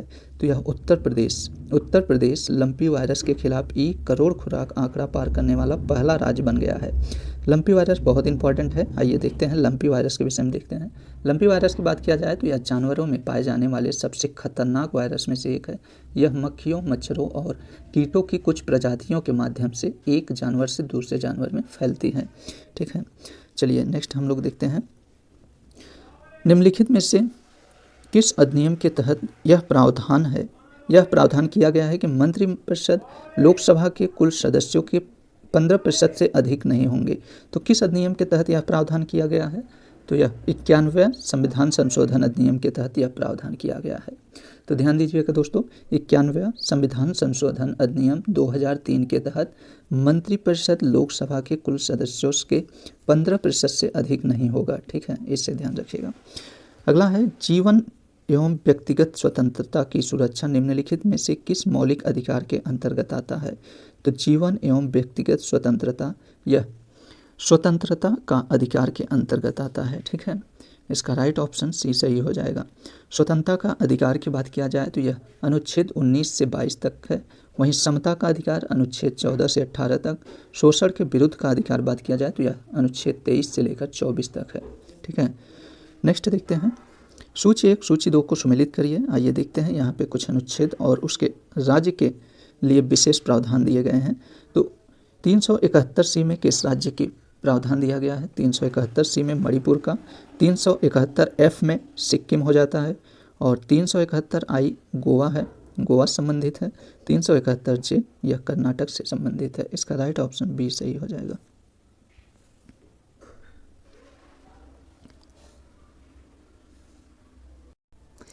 चलिए नेक्स्ट क्वेश्चन देखते हैं। हाल ही में जॉर्डन में आयोजित एशियन बॉक्सिंग चैंपियनशिप में निम्नलिखित में से किसने उत्तर प्रदेश से भारत का प्रतिनिधित्व किया था? तो यह गोविंद साहनी ने। Govind Sahni Asian boxing championship का भारत की तरफ से प्रतिनिधित्व किया था। बात किया जाए एशियन बॉक्सिंग चैंपियनशिप की तो यह जॉर्डन में आयोजित किया गया था। ठीक है, जिसमें भारत का प्रतिनिधित्व गोविंद साहनी ने किया था। गोविंद साहनी उत्तर प्रदेश से हैं। ठीक है, अगला देखते हैं। निम्नलिखित में से किसे हाल ही में भारत का पहला स्वच्छ सुजल प्रदेश घोषित किया गया? तो यह अंडमान और निकोबार द्वीप समूह को। अंडमान निकोबार द्वीप समूह के सभी गांवों को हर घर जल और खुले में शौच से मुक्त घोषित किया गया है। ठीक है दोस्तों, और भारत का पहला स्वच्छ और सुजल प्रदेश अंडमान और निकोबार द्वीप समूह को घोषित किया गया है। आइए कथन और कारण से संबंधित प्रश्नों को देखते हैं। कथन दिया गया है कि भारतीय लोकतांत्रिक राजनीतिक व्यवस्था में संसद का केंद्रीय स्थान है। वहीं कारण है कि भारत ने सरकार के संसदीय स्वरूप को अपनाया है। देखिए, इसका कथन और कारण दोनों सही है, ठीक है, इसे ध्यान दीजिएगा। भारतीय लोकतांत्रिक राजनीतिक व्यवस्था में संसद का केंद्रीय स्थान है, ठीक है। क्यों? क्योंकि भारत ने सरकार के संसदीय स्वरूप को अपनाया है, ठीक है। इसी कारण कथन और कारण दोनों सही हैं। कारण कथन का सही स्पष्टीकरण कर रहा है। इसका राइट ऑप्शन ए सही हो जाएगा। चलिए नेक्स्ट देखते हैं पंचायती राज से संबंधित। पंचायती राज संस्थाओं से संबंधित निम्नलिखित समितियों को उनके गठन के वर्ष के आधार पर अवरोही क्रम में व्यवस्थित कीजिए। आइए देखते हैं। पंचायती राज संस्थाओं से संबंधित समितियों के गठन की बात किया जाए तो सबसे पहली समिति का गठन बलवंत राय मेहता समिति का हुआ था, जो 1957 में हुआ था, ठीक है। बलवंत राय मेहता समिति की स्थापना गठन 1957 में हुआ था। बलवंत राय मेहता समिति के बाद अशोक मेहता समिति की गठन हुआ था। अशोक मेहता समिति का गठन 1977 में हुआ था, ठीक है। उसके बाद हनुमंत राव समिति का गठन 1984 में, फिर गाडगिल समिति का गठन हुआ था जो 1988 में हुआ था, ठीक है। तो इनके क्रम को देखेंगे तो पंचायती राज संस्थाओं से संबंधित समितियों का जो गठन हुआ था, पहला समिति का गठन बलवंत राय मेहता पहले नंबर पे आ जाएंगे। उसके बाद अशोक मेहता समिति चौथा नंबर, तो 2, 4 ये पहला सही हो जाएगा इसका। उसके बाद हनुमंत राय मेहता, फिर गाडगिल समिति। ये प्रश्न कई बार रिपीट होते रहते हैं, इसे आप सभी ध्यान रखिएगा दोस्तों। इनके ईयर को, इस समितियों के वर्ष को ध्यान रखिएगा, ठीक है। चलिए नेक्स्ट देखते हैं हम लोग। निजता के अधिकार के संदर्भ में निम्नलिखित में से कौन सा कथन सही है? भारतीय संविधान का अनुच्छेद 15 निजता के अधिकार से संबंधित है। तो ध्यान दीजिएगा दोस्तों, निजता के अधिकार से संबंधित अनुच्छेद 15 नहीं है बल्कि अनुच्छेद 21 है, ठीक है। अनुच्छेद 21 में निजता के अधिकार से संबंधित, अनुच्छेद 21 निजता के अधिकार से संबंधित है। तो पहला कथन इसका गलत हो जाएगा। वहीं दूसरा कथन दिया गया है कि पुट्टा स्वामी बनाम भारत संघ मामले 2017 में निजता के अधिकार को मौलिक अधिकार घोषित किया गया था। तो बिल्कुल सही है, पट्टाभी स्वामी भारत संघ मामले 2017 में निजता के अधिकार को मौलिक अधिकार घोषित किया गया है, ठीक है। तो इसमें पहला कथन गलत है जबकि दूसरा सही है। तो इसका राइट ऑप्शन सी सही हो जाएगा, केवल कथन 2 सही है। नेक्स्ट देखते हैं। निम्नलिखित में से किस देश ने विश्व में पहली बार आर्कटिक भेड़ियों का क्लोन बनाया है? तो यह चीन बनाया है, ठीक है। विश्व में पहली बार आर्कटिक भेड़ियों का क्लोन चीन बनाया है। इसका राइट ऑप्शन बी सही हो जाएगा। चलिए नेक्स्ट देखते हैं। उत्तर प्रदेश अनुसूचित जाति वित्त एवं विकास निगम योजना का नाम बदलकर क्या रखा गया है? तो इस योजना का नाम बदलकर प्रधानमंत्री अनुसूचित जाति अभ्युदय योजना किया गया है। ध्यान दीजिएगा दोस्तों, उत्तर प्रदेश अनुसूचित जाति वित्त एवं विकास निगम योजना का नाम बदलकर प्रधानमंत्री अनुसूचित जाति अभ्युदय योजना कर दिया गया है, रखा गया है, ठीक है। First past the post system के संदर्भ में निम्नलिखित में से कौन सा कथन सही है? पहला कथन दिया गया है कि इसमें एक निर्वाचन क्षेत्र में सबसे अधिक वोट वाले उम्मीदवार को विजेता घोषित किया जाता है। तो बिल्कुल सही है, पहला कथन इसका सही हो जाएगा। वहीं दूसरा कथन दिया गया है कि राज्यसभा ने इस प्रणाली को अपनाया था। तो यहाँ राज्यसभा नहीं अपनाया था बल्कि लोकसभा अपनाया था, ठीक है। Lok Sabha first past the post system प्रणाली को अपनाया था, ठीक है। तो इसमें केवल पहला कथन सही है, दूसरा इसका गलत हो जाएगा। इसका राइट ऑप्शन बी ए सही हो जाएगा, ठीक है। First past the post system की बात किया जाए तो यह साधारण बहुमत प्रणाली को अक्सर first past the post system के रूप में जाना जाता है, ठीक है। तो किससे जाना जाता है? साधारण बहुमत प्रणाली को first past the post system के रूप में जाना जाता है, जिसे लोकसभा ने इस प्रणाली को अपनाया है, राज्यसभा नहीं, ठीक। चलिए अगला प्रश्न देखते हैं हम लोग। सरकारी समितियों से संबंधित राजनीति के निर्देशक सिद्धांत निम्नलिखित में से किस अनुच्छेद के तहत प्रतिष्ठापित है? तो यह अनुच्छेद 39A के तहत है, ठीक है। इसका राइट ऑप्शन ए सही हो जाएगा। अनुच्छेद 39A की बात किया जाए तो इसमें समान न्याय को, माफ़ करिएगा दोस्तों, ये अनुच्छेद 48B इसका सही राइट ऑप्शन हो जाएगा। देखिए, सरकारी समितियों से संबंधित राज्य के नीति निर्देशक सिद्धांत निम्नलिखित में से किस अनुच्छेद के तहत प्रतिस्थापित है? तो अनुच्छेद 43B के तहत है, ठीक है। वहीं अनुच्छेद 39A की बात किया जाए तो अनुच्छेद 39A में समान न्याय को बढ़ावा देने और गरीबों को निःशुल्क कानूनी सहायता प्रदान करना है। ठीक है। अनुच्छेद 43 ए की बात किया जाए तो इसमें उद्योगों के प्रबंध में श्रमिकों की भागीदारी को सुरक्षित करना है। और अनुच्छेद 48 से, जो बहुत पॉपुलर है, बहुत बार यह एग्जाम में रिपीट होता है, इसे ध्यान दीजिएगा। अनुच्छेद 48 से में दिया गया है पर्यावरण की रक्षा और सुरक्षा करना तथा देश के वनों और वन्य जीवों की रक्षा करना है। ठीक है, इसे याद रखिएगा। और इसमें प्रश्न पूछा जा रहा है सरकारी समितियों से संबंधित राज्य के नीति निर्देशक सिद्धांत में किस अनुच्छेद संबंधित है, तो यह अनुच्छेद 43(b) से संबंधित है। ठीक, चलिए नेक्स्ट देखते हैं। निम्नलिखित में से कौन से दो सही सुमेलित हैं? कोई दो सही सुमेलित हैं उसे बताना है। यहाँ पे अनुच्छेद और उसके प्रावधान दिए गए हैं। तो अनुच्छेद 243D की बात किया जाए तो अनुच्छेद 243D में पंचायतों में सीटों का आरक्षण दिया गया है। ठीक है, यह बिल्कुल सही सुमेलित है। वहीं 243G की बात किया जाए तो पंचायतों का गठन, देखिए पंचायतों का गठन 243G में नहीं है, यह 243C में है। ठीक है, पंचायतों का गठन 243C में दिया गया है, इसलिए दूसरा कथन नहीं, दूसरा सही नहीं है। ठीक है, वहीं तीसरा दिया गया है कि 243I में पंचायतों के खातों की लेखा परीक्षा, तो देखिए पंचायतों के खातों की लेखा परीक्षा की बात किया जाएगा तो यह अनुच्छेद 243J में दिया गया है, न कि 243I में। ठीक है, वहीं 243K में पंचायतों के चुनाव, ये बिल्कुल सही सुमेलित हैं। ठीक है, तो इसमें पूछा है कोई दो सही सुमेलित हैं, तो इसमें पहला और चौथा सही सुमेलित हैं। ठीक है, तो इसका राइट ऑप्शन बी सही हो जाएगा। ठीक, पंचायतों के गठन की बात किया जाए तो 243C में है, और पंचायतों के खातों को लेखा परीक्षा की बात किया जाए तो यह 243J में है, इससे कंफर्म रखिएगा। चलिए नेक्स्ट देखते हैं। हाल ही में ग्लोबल हुरून रिच लिस्ट में पहली बार निम्नलिखित में से किसका नाम दिया गया है, तो यह अलक पांडे सर का नाम दिया गया। अलक पांडे जो फिजिक्स वाला के नाम से जाने जाते हैं, फिजिक्स वाला के फाउंडेशन है, इनका नाम ग्लोबल हुरून रिच लिस्ट में पहली बार दिया गया है। ठीक है, अगला क्वेश्चन देखते हैं। निम्नलिखित में से कौन सा युग्म सही सुमेलित नहीं है? यहाँ जो सही सुमेलित नहीं है उसे बताना है। ऑपरेशन देवी शक्ति की बात किया जाए तो यह विदेश मंत्रालय से संबंधित है। वहीं ऑपरेशन आहट की बात किया जाए तो रेल सुरक्षा बल से संबंधित है। ऑपरेशन ओलिविया यह भारतीय तटरक्षक बल से संबंधित है।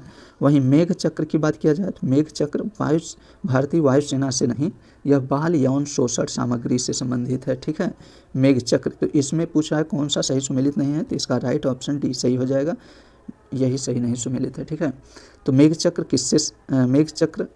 किससे संबंधित है, तो बाल यौन शोषण सामग्री प्रसार और उसे साधा करने के खिलाफ है। ठीक है, यह CBI द्वारा संचालित एक अखिल भारतीय अभियान है। ठीक है, मेघ चक्र CBI द्वारा संचालित एक अखिल भारतीय अभियान है। चलिए नेक्स्ट देखते हैं। निम्नलिखित में से किस प्रक्रिया का उपयोग करके एक निर्दिष्ट समय के लिए संसद की बैठक को निलंबित किया जा सकता है, तो यह स्थगन प्रक्रिया। ठीक है, स्थगन प्रक्रिया का उपयोग करके संसद की बैठक को निलंबित किया जा सकता है। ठीक है, संसद की बैठक की निलंबित करने की बात किया जाए तो यह स्थगन प्रक्रिया के साथ साथ सत्रावसान या फिर विघटन द्वारा भी समाप्त किया जा सकता है संसद की बैठक को। ठीक है, इसे ध्यान रखिएगा। चलिए अगला क्वेश्चन देखते हैं। नगर पालिकाओं के संदर्भ में निम्नलिखित में से कौन सा कथन सही है? यहाँ नगर पालिकाओं से संबंधित सही कथन देखना है। पहला कथन दिया गया है मौजूदा नगर पालिकाओं के विघटन के बाद गठित नगर पालिका 5 वर्ष तक जारी रहेगी। तो ध्यान दीजिएगा दोस्तों, जो मौजूदा नगर पालिका का विघटन होता है तो उसमें शेष जो बचा रहता है समय, उसके लिए नए गठित जो नगर पालिका नया गठित होता है तो उस शेष 5 वर्ष के बचे हुए समय के लिए गठित होता है, तो इसलिए यह पहला कथन गलत हो जाएगा। वहीं दूसरा कथन दिया गया है कि राज्य चुनाव आयोग नगर पालिकाओं को चुनाव से संबंधित सभी मामलों के संबंध में प्रावधान करता है, तो ये भी कथन गलत है। देखिए, नगर पालिकाओं के चुनाव से संबंधित सभी मामलों से संबंध प्रावधान ये राज्य चुनाव आयोग नहीं करता है, राज्य विधानमंडल करता है। ठीक है, विधानमंडल का यहाँ काम है, तो ये दोनों कथन इसका गलत है, इसका राइट ऑप्शन डी सही हो जाएगा। चलिए नेक्स्ट देखते हैं। धर्मनिरपेक्षता के संदर्भ में निम्नलिखित कथनों में से कौन सा कथन सही है? पहला कथन दिया गया है धर्मनिरपेक्षता का भारतीय दर्शन सर्वधर्म समभाव पर आधारित है, तो पहला कथन बिल्कुल सही है। ध्यान दीजिएगा, धर्मनिरपेक्षता का भारतीय दर्शन सर्वधर्म समभाव अर्थात सभी धर्मों के लिए समान आदर पर आधारित है। वहीं धर्मनिरपेक्षता का भारतीय मॉडल धर्म के आधार पर किसी भी सार्वजनिक नीति का प्रारूप तैयार करने का निषेध करता है। तो यह कथन गलत हो जाएगा। क्यों गलत है, यहाँ ध्यान दीजिएगा। धर्मनिरपेक्षता का भारतीय मॉडल की बात किया जाए तो यह धर्म के आधार पर किसी भी सार्वजनिक नीति का प्रारूप तैयार करने का निषेध नहीं करता है, यहाँ नहीं होगा, ठीक है। इसलिए दूसरा कथन गलत है। वहीं पूछा है कौन सा कथन सही है, तो इसका राइट ऑप्शन ए सही हो जाएगा, केवल कथन एक सही है। नेक्स्ट है, पूर्व में महाराजगंज जिला हिस्सा था, तो यह गोरखपुर का हिस्सा था। महाराजगंज जिला गोरखपुर का हिस्सा था, जो 2 अक्टूबर 1989 को गोरखपुर से इसे विभाजित करके इसका गठन महाराजगंज जिला के रूप में किया गया था। चलिए नेक्स्ट, पूर्वी आर्थिक मंच के संदर्भ में निम्नलिखित कथनों में से कौन सा कथन सही है। पूर्वी आर्थिक मंच की बात किया जाए तो यह शंघाई सहयोग संगठन के तहत स्थापित एक मंच है, तो यह गलत हो जाएगा। क्यों गलत है, तो ध्यान दीजिएगा। पूर्वी आर्थिक मंच की स्थापना रूसी संघ के राष्ट्रपति व्लादिमीर पुतिन के एक डिक्री या आज्ञप्ति द्वारा की गई थी, न कि शंघाई सहयोग संगठन के, इसलिए पहला कथन गलत हो जाएगा। वहीं दूसरा कथन दिया गया कि इसकी स्थापना 2012 में हुई थी, तो इसकी स्थापना 2012 नहीं 2015 में हुई थी, ठीक है, तो ये भी कथन गलत हो जाएगा। तीसरा कथन दिया गया है कि यह रूसी सुदूर पूर्व क्षेत्र के विकास पर लक्षित है, तो बिल्कुल सही है। और यह 7वां पूर्वी आर्थिक मंच हाल ही में व्लादिवोस्तोक में आयोजित किया गया था। इसका तीसरा और चौथा कथन सही है, इसका राइट ऑप्शन बी सही हो जाएगा। चलिए नेक्स्ट देखते हैं, भारतीय राजनीतिक व्यवस्था में लेमडक सत्र संदर्भित करता है। तो लेमडक सत्र किसको संदर्भित करता है, तो यह मौजूदा लोकसभा के सदस्यों को जो नई लोकसभा के लिए पुनः निर्वाचित नहीं हो, उसे लेमडक संदर्भित करता है, तो इसका राइट ऑप्शन ए सही हो जाएगा।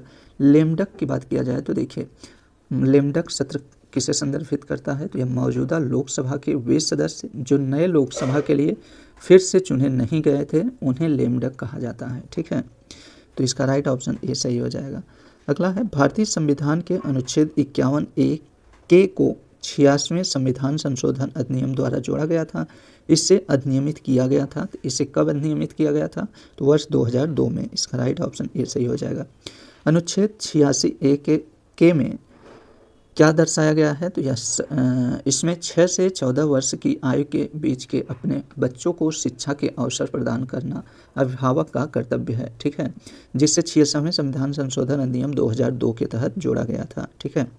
और अनुच्छेद 51A की बात किया जाए तो यह मौलिक कर्तव्य के अंतर्गत आता है। 42वें संविधान संशोधन 1976 के तहत सरदार स्वर्ण सिंह समिति की सिफारिश पर मौलिक कर्तव्य को संविधान के भाग 4A के तहत आर्टिकल 51A में जोड़ा गया था, ठीक है। चलिए नेक्स्ट क्वेश्चन देखते हैं, कथन और कारण संबंधित। कथन दिया गया कि एस बालकृष्णन समिति की स्थापना दिल्ली के लिए राज्य की मांगों को देखने के लिए की गई थी, तो कथन बिल्कुल सही है। वही कारण दिया गया है, 76वें संवैधानिक संशोधन अधिनियम ने दिल्ली के केंद्र क्षेत्र को एक विशेष दर्जा प्रदान किया गया था, तो यह 76वें संशोधन के तहत नहीं, ये 91वें संविधान संशोधन अधिनियम के तहत दिल्ली के केंद्र क्षेत्र को एक विशेष दर्जा प्रदान किया गया था, ठीक है, तो इसमें कथन सही है पर कारण गलत हो जाएगा, इसका राइट ऑप्शन बी सही हो जाएगा, ठीक है। नेक्स्ट देखते हैं, भारत का दूसरा नैनो उर्वरक संयंत्र स्थित है, तो यह प्रयागराज में स्थित है। भारत का दूसरा नैनो उर्वरक संयंत्र प्रयागराज फूलपुर में स्थित है। वहीं पहला की बात किया जाए तो पहला नैनो उर्वरक संयंत्र यह गुजरात के कलोल में स्थित है, ठीक है। चलिए अगला देखते हैं हम लोग, निम्नलिखित में से किसने गणित में ब्रेक थ्रू पुरस्कार 2023 जीता है, तो यह डैनियल ए स्पीलमैन ने जीता है। डैनियल ए स्पीलमैन गणित में ब्रेक थ्रू पुरस्कार 2023 जीता है। प्रश्नकाल के संदर्भ में निम्नलिखित कथनों में से कौन सा कथन सही है। प्रश्नकाल की बात किया जाए तो पहला कथन दिया गया है कि प्रत्येक संसदीय बैठक का पहला घंटा प्रश्नकाल के लिए निर्धारित है, तो बिल्कुल सही है। प्रत्येक संसदीय बैठक के पहले घंटे को प्रश्नकाल कहा जाता है, ठीक है। वहीं दूसरा कथन दिया गया है कि तारांकिक प्रश्न में अनुपूरक प्रश्न पूछने का अवसर नहीं मिलता है, तो ऐसा नहीं है। तारांकिक प्रश्न में अनुपूरक प्रश्न पूछने का अवसर मिलता है, यहाँ नहीं होगा, इसलिए यह कथन गलत हो जाएगा। और एक अतारांकिक प्रश्न के लिए मौखिक उत्तर की आवश्यकता होती है, तो यहाँ मौखिक उत्तर की नहीं लिखित उत्तर की आवश्यकता होती है, ठीक है, यहाँ लिखित उत्तर होगा, तो इसलिए ये भी कथन गलत है।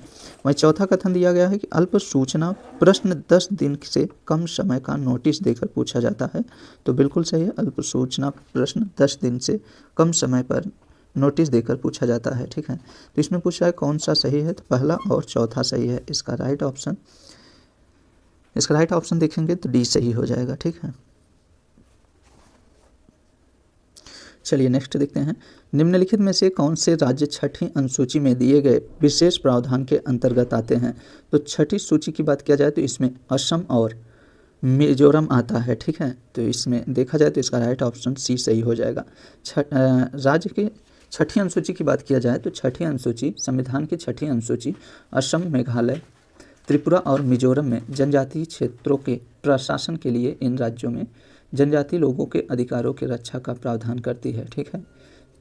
तो इसमें असम, मिजोरम के साथ साथ मेघालय और त्रिपुरा, ये 4 राज्य ऐसे हैं जो जनजातीय क्षेत्रों के प्रशासन के लिए इन राज्यों में जनजातीय लोगों के अधिकार की रक्षा का प्रावधान छठी अनुसूची में किया गया है, ठीक है।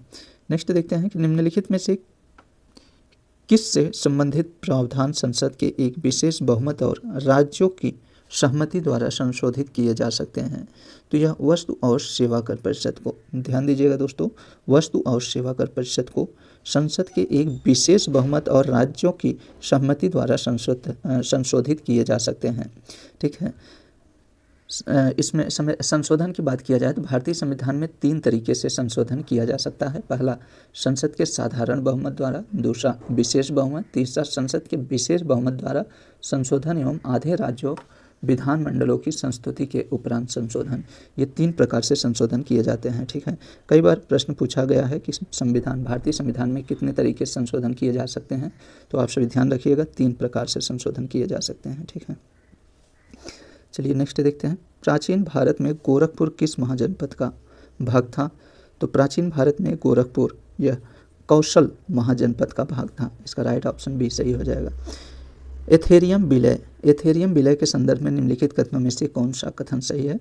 तो पहला कथन दिया गया है कि एथेरियम नेटवर्क पर माइनर्स की आवश्यकताओं को पूरी तरह से समाप्त कर देगा और यह एथेरियम नेटवर्क पर लेन देन को बेहतर सुरक्षित बना देगा। इसका दोनों कथन सही है। एथेरियम विलय की बात किया जाए दोस्तों तो एथेरियम विलय ब्लॉकचेन प्रौद्योगिकी द्वारा संचालित एक विकेंद्रीकृत वैश्विक सॉफ्टवेयर प्लेटफॉर्म है, ठीक है। तो इसका दोनों कथन सही है, इसका राइट ऑप्शन बी सही हो जाएगा। चलिए नेक्स्ट देखते हैं, निम्नलिखित में से किस मामले में न्यायिक समीक्षा को भारतीय संविधान की मूल संरचना के रूप में घोषित किया गया था। तो किस मामले में न्यायिक समीक्षा को भारतीय संविधान की मूल संरचना के रूप में घोषित किया गया था। तो यह इंदिरा नेहरू गांधी मामले में, ठीक है। इंदिरा नेहरू गांधी मामला 1975 में यह मामला आया था। इसमें न्यायिक समीक्षा को भारतीय संविधान की मूल संरचना के रूप में घोषित किया गया था, ठीक है।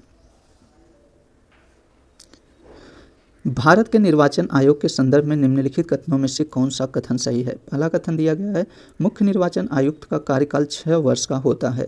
वहीं दूसरा कथन है संविधान के सेवानिवृत्त होने वाले निर्वाचित आयुक्तों को सरकार द्वारा किसी और नियुक्त से वंचित कर दिया जाता है। तो यह कथन गलत हो जाएगा। देखिए, संविधान ने सेवानिवृत्त होने वाले निर्वाचन आयुक्तों को सरकार द्वारा किसी और नियुक्ति से वंचित नहीं करता है, ठीक है, यहाँ नहीं करता है, तो यह कथन गलत है। और वहीं मुख्य निर्वाचन आयोग की बात किया जाए तो इनका कार्यकाल 6 वर्ष का होता है, यह कथन सही है। तो इसका राइट ऑप्शन ए सही हो जाएगा, केवल कथन 1 सही है। भारत निर्वाचन आयोग की बात किया जाए तो निर्वाचन आयोग की स्थापना आर्टिकल 324 के तहत की गई है। निर्वाचन आयोग एक अस्थायी और स्वतंत्र निकाय है, ठीक है। चलिए नेक्स्ट देखते हैं, सूची 1 सूची 2 को सम्मिलित करना है। यहाँ कुछ प्रश्न और मुद्रित रंग दिए गए हैं, आइए देखते हैं। तारांकित प्रश्न का मुद्रित रंग कैसा होता है, तो हरा होता है। तारांकित प्रश्न मुद्रित रंग हरा होता है। अतारांकिक यह सफ़ेद होता है। अल्प सूचना प्रश्न यह हल्का गुलाबी और निजी सदस्यों के प्रश्न ये पीला होता है। इसका राइट ऑप्शन बी सही हो जाएगा, ठीक है। नेक्स्ट देखते हैं, निम्नलिखित में से किस शहर में उत्तर प्रदेश सरकार ने मेट्रो रेल चलाने का निर्णय लिया है।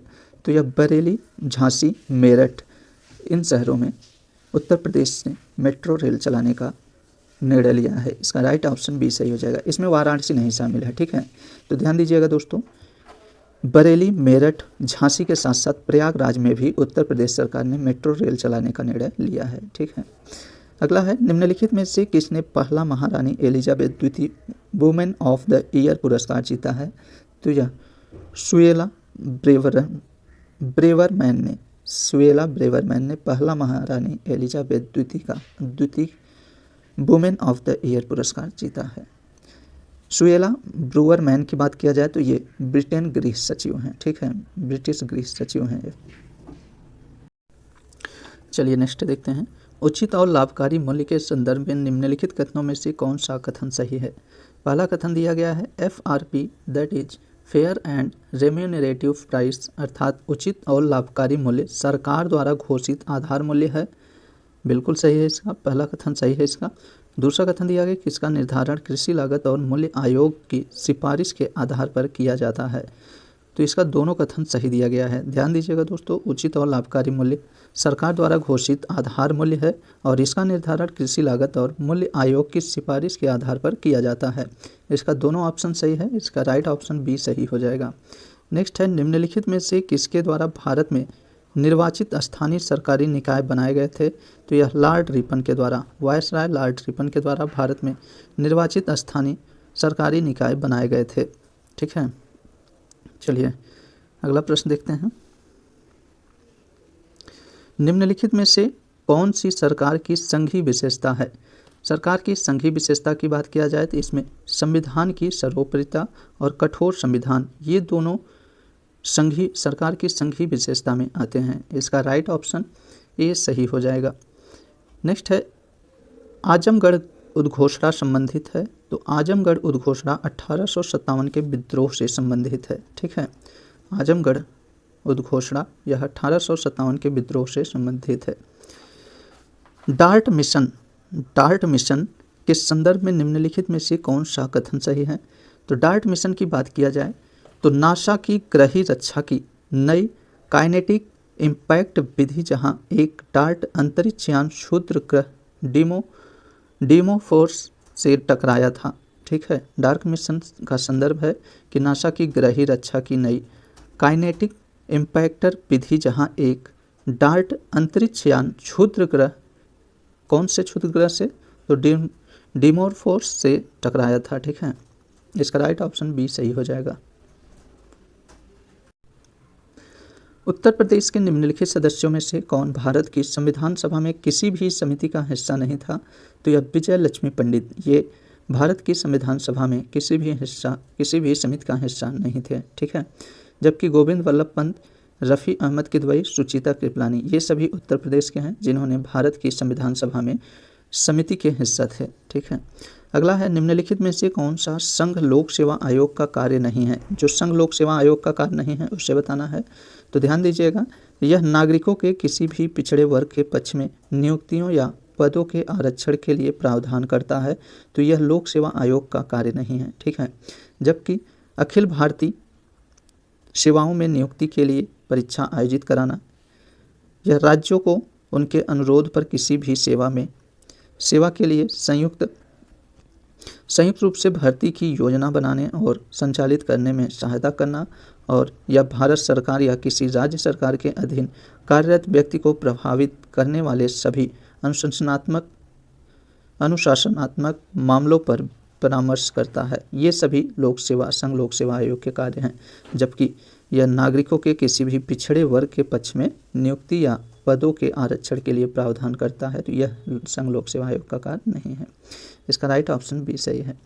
अगला देखते हैं, निम्नलिखित में से कौन सा सही सुमेलित है? यहाँ पे आयोग और उसके अध्यक्ष को मैच कराना है और बताना है कौन सा सही है। आइए देखते हैं, राष्ट्रीय मानवाधिकार आयोग की बात किया जाए तो इसके अध्यक्ष अरुण कुमार मिश्रा हैं। तो बिल्कुल सही सुमेलित हैं। इसमें पूछा है कौन सा सही सुमेलित है, तो इसका राइट ऑप्शन ए सही हो जाएगा, ठीक है। राष्ट्रीय मानवाधिकार आयोग के अध्यक्ष अरुण कुमार मिश्रा हैं। वहीं राष्ट्रीय अनुसूचित जाति आयोग के अध्यक्ष की बात किया जाए तो हर्ष चौहान, राष्ट्रीय अनुसूचित जाति आयोग के अध्यक्ष हर्ष चौहान हो जाएंगे। यहाँ राष्ट्रीय अनुसूचित जनजाति की बात किया जा रहा है तो इसके अध्यक्ष हर्ष चौहान हैं, और राष्ट्रीय अनुसूचित जाति आयोग के अध्यक्ष राष्ट्रीय अनुसूचित जाति आयोग के अध्यक्ष की बात किया जाए विजय सांपला हो जाएंगे, ठीक है। और राष्ट्रीय पिछड़ा वर्ग आयोग के अध्यक्ष हंसराज गंगाराम अहिर हैं, ठीक है। तो इसमें पूछा था कौन सा सही सुमेलित है, तो इसका राइट ऑप्शन ए सही है। राष्ट्रीय मानवाधिकार आयोग के अध्यक्ष अरुण कुमार मिश्रा हैं। नेक्स्ट देखते हैं, सितंबर 2022 में उत्तर प्रदेश राज्य योजना आयोग का पुनर्गठन किया गया और इसका नाम बदल कर क्या रख दिया गया है। तो ध्यान दीजिएगा दोस्तों, उत्तर प्रदेश योजना आयोग का नाम पुनर्गठन करके इसका नाम बदलकर राज्य परिवर्तन आयोग कर दिया गया है, ठीक है। और राज्य परिवर्तन आयोग के अध्यक्ष मुख्यमंत्री होंगे, ठीक है। इसे ध्यान रखिएगा, उत्तर प्रदेश राज्य योजना आयोग का नाम बदलकर राज्य परिवर्तन आयोग कर दिया गया है। चलिए नेक्स्ट देखते हैं, सूची 1 सूची 2 को सम्मिलित करना है। इसमें देश और पहली महिला राष्ट्रपति एवं प्रधानमंत्री को देखना है। नजला बोर्डेन रोम धाने की बात किया जाए तो यह ट्यूनीशिया के राष्ट्रपति हैं। वहीं मैग्डालेना एंडरसन ये स्वीडन से संबंधित हैं। और नताशा पिर्क मूसर स्लोवानिया। जॉर्जिया मेलोनी ये इटली की हैं, ठीक है। इसका राइट ऑप्शन देखेंगे तो इसका राइट ऑप्शन ए सही हो जाएगा। अगला देखते हैं, राष्ट्रपति की शक्तियों के संदर्भ में निम्नलिखित कथनों में से कौन सा कथन सही है। पहला कथन दिया गया है, राष्ट्रपति की क्षमादान शक्ति विवेकाधीन शक्ति नहीं है। तो बिल्कुल सही है, राष्ट्रपति की क्षमादान शक्ति विवेकाधीन नहीं है। क्यों नहीं है? क्योंकि मंत्रिपरिषद की सलाह पर राष्ट्रपति क्षमादान का प्रयोग करते हैं, ठीक है। तो पहला कथन सही है। वहीं दूसरा कथन दिया गया है, लघुकरण का अर्थ है सजा के स्वरूप में परिवर्तन किए बिना उसकी अवधि को कम करना। तो ये कथन गलत हो जाएगा। देखिए, लघुकरण का अर्थ है कि सजा की प्रकृति जैसे मृत्युदंड को कठोर कारावास में बदलना, ठीक है, न कि बिना अवधि के कम करना है, ठीक है। तो पहला कथन इसका सही है, दूसरा गलत हो जाएगा। इसका राइट ऑप्शन ए सही हो जाएगा, केवल एक सही है। नेक्स्ट है, निम्नलिखित में से किसने 21 नवंबर 2022 को भारत के चुनाव आयुक्त के रूप में पदभार ग्रहण किया। तो यह अरुण गोयल ने। अरुण गोयल 21 नवंबर 2022 को भारत के चुनाव आयुक्त के रूप में पदभार ग्रहण किया है। नेक्स्ट देखते हैं, निम्नलिखित में से कौन सा राज्य सबसे पहले इस सिद्धांत को स्वीकार करता है कि लोक लेखा समिति का अध्यक्ष विपक्षी दल से होना चाहिए। तो यह उत्तर प्रदेश ने। ध्यान दीजिएगा दोस्तों, उत्तर प्रदेश सबसे पहले इस सिद्धांत को स्वीकार करता है कि लोक लेखा समिति का अध्यक्ष विपक्षी दल का नेता होना चाहिए, ठीक है। इसका राइट ऑप्शन सी सही है। चलिए नेक्स्ट क्वेश्चन देखते हैं, जनजातियों के संदर्भ में निम्नलिखित कथनों में से कौन सा कथन सही है। यहाँ जनजातियों के संदर्भ में सही कथन बताना है। पहला कथन दिया गया है कि गैर अधिसूचित जनजातियाँ ऐसे समुदाय हैं जिन्हें ब्रिटिश शासन के दौरान जन्मजात अपराधी के रूप में अधिसूचित किया गया था। बिल्कुल सही है। वहीं दूसरा है कि खाना बदोश और अर्ध घुमंतु समुदाय वे हैं जो हर समय एक ही स्थान पर रहने के बजाय एक स्थान से दूसरे स्थान पर घूमते रहते हैं। तो इसका दोनों ऑप्शन सही है, इसका राइट ऑप्शन बी सही हो जाएगा। अगला प्रश्न है, निम्नलिखित में से कौन सा प्रोजेक्ट 17A से संबंधित है। प्रोजेक्ट 17A से संबंधित देखा जाए तो ऑप्शन बी सही हो जाएगा। भारतीय नौसेना द्वारा स्टील गाइडेड मिसाइल फ्रिगेट्स की एक श्रृंखला के निर्माण की परियोजना है। प्रोजेक्ट 17A ये भारतीय नौसेना द्वारा स्टील गाइडेड मिसाइल फ्रिगेट्स की एक श्रृंखला के निर्माण की परियोजना है, ठीक है। अगला प्रश्न देखते हैं, उत्तर प्रदेश विधानसभा समितियों और उनके अध्यक्ष को यहाँ पे मैच कराना है। आइए देखते हैं, ये सभी उत्तर प्रदेश विधानसभा समितियों के अध्यक्ष हैं, ठीक है। प्राक्कलन समिति की बात किया जाए, प्राक्कलन समिति के अध्यक्ष लोकेंद्र प्रताप सिंह हैं। वहीं प्रत्यायोजित विधान समिति के अध्यक्ष ये अमित अग्रवाल हैं। पंचायती राज समिति के अध्यक्ष ये विपिन कुमार डेविड हैं। याचिका समिति के अध्यक्ष सतीश महाना हैं। इसका राइट ऑप्शन डी सही हो जाएगा। चलिए नेक्स्ट देखते हैं, संवैधानिक निकाय और संबंधित अनुच्छेद को। भारत के नियंत्रक और महालेखा परीक्षक की बात किया जाए तो यह अनुच्छेद 148 के अंतर्गत आते हैं। राष्ट्रीय पिछड़ा वर्ग आयोग अनुच्छेद 338 भी हो जाएगा। वस्तु और सेवा कर परिषद यह अनुच्छेद 279 के अंतर्गत। वित्त आयोग की बात किया जाए तो अनुच्छेद 280 के अंतर्गत है। इसका राइट ऑप्शन सी सही हो जाएगा। अगला क्वेश्चन देखते हैं, कालानुक्रम में राष्ट्रीय महिला आयोग के निम्नलिखित अध्यक्षों को व्यवस्थित कीजिए। राष्ट्रीय महिला आयोग की बात किया जाए तो वर्तमान राष्ट्रीय महिला आयोग अध्यक्ष रेखा शर्मा हैं। वहीं ललिता कुमारी मंगलम की बात किया जाए तो इनका कार्यकाल 2014 से 2017 और ममता शर्मा 2011 से 2014 तक। डॉक्टर गिरिजा व्यास 2005 से 2011 तक इनका कार्यकाल था। इनके क्रम को देखेंगे तो सबसे पहले डॉक्टर गिरिजा व्यास का आता है, फिर उसके बाद ममता शर्मा, फिर ललिता मंगलम। तो 4, 3, 2, 1 इसका राइट ऑप्शन बी सही हो जाएगा। ठीक है, चलिए नेक्स्ट देखते हैं।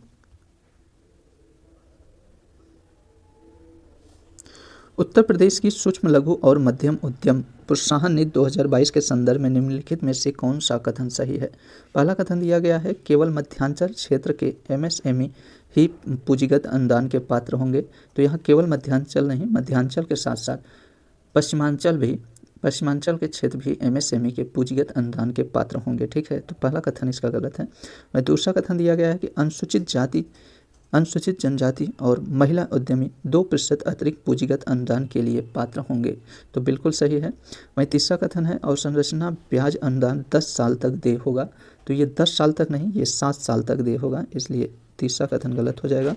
चौथा कथन दिया है कि केवल सूक्ष्म इकाइयाँ ही ब्याज अनुदान के लिए पात्र होगी।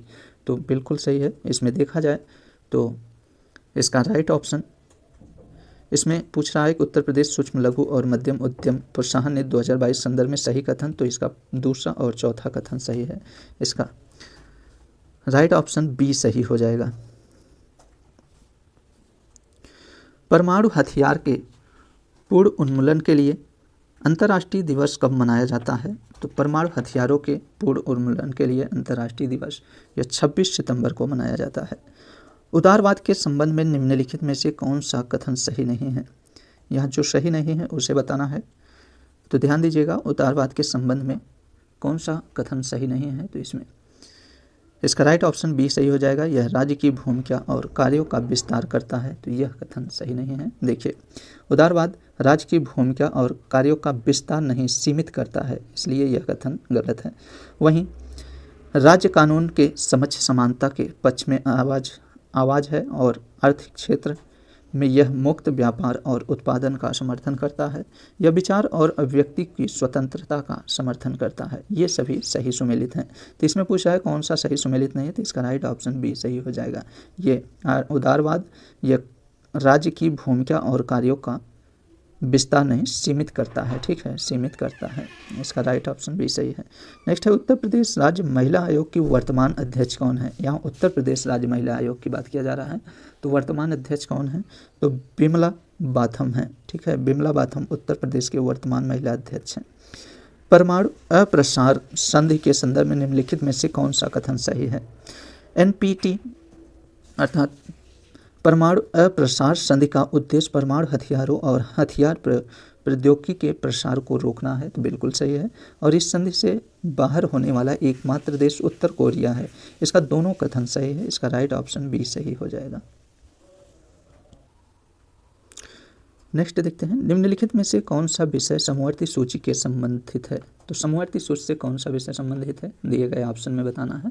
तो इसमें शिक्षा, वन और ट्रेड यूनियन ये सभी समवर्ती सूची से संबंधित हैं, जबकि साइबर कानून यह अवशिष्ट शक्ति से संबंधित हैं। ठीक है, तो इसका राइट ऑप्शन बी सही हो जाएगा। हाल ही में समाचारों में देखा गया है कि सिनर्जी अभ्यास संबंधित है। तो सिनर्जी अभ्यास किससे संबंधित है, तो यह साइबर सुरक्षा से संबंधित है। ठीक है, उत्तर प्रदेश का उच्च न्यायालय आगरा से इलाहाबाद स्थानांतरित किया गया। तो उत्तर प्रदेश उच्च न्यायालय को कब आगरा से इलाहाबाद स्थानांतरित किया गया था, तो इसे वर्ष 1868 में उत्तर प्रदेश के उच्च न्यायालय को आगरा से इलाहाबाद स्थानांतरित किया गया था। नेक्स्ट देखते हैं, निम्नलिखित में से कौन से दो नीति आयोग के संबद्ध कार्यालय हैं। तो पहला दिया है कि राष्ट्रीय श्रम अर्थशास्त्र अनुसंधान और विकास संस्थान। तो क्या यह नीति आयोग के संबद्ध कार्यालय हैं, तो बिल्कुल सही है। नीति आयोग के संबंध कार्यालय की बात किया जाए तो राष्ट्रीय श्रम अर्थशास्त्र अनुसंधान और विकास संस्थान और विकास निगरानी और मूल्यांकन कार्यालय, ये दोनों नीति आयोग के संबंध कार्यालय हैं। इसका राइट ऑप्शन ए सही हो जाएगा। नीति आयोग की बात किया जाए तो नीति आयोग का स्थापना 1 जनवरी 2015 को किया गया था। ठीक है। राज्य के अधिवक्ता, चलिए नेक्स्ट देखते हैं। राज्य का महाधिवक्ता भारतीय संविधान के निम्नलिखित में से किस अनुच्छेद के तहत नियुक्त किया जाता है? तो यह अनुच्छेद 165 के तहत। ध्यान दीजिएगा दोस्तों, राज्य का महाधिवक्ता भारतीय संविधान के अनुच्छेद 165 के तहत नियुक्त किया जाता है। हाल ही में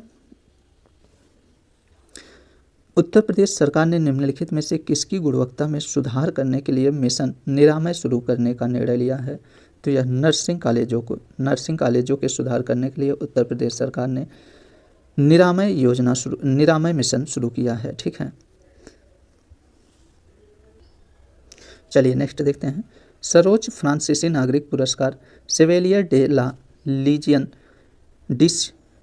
डिसहोनोर 2022 से किसे सम्मानित किया गया?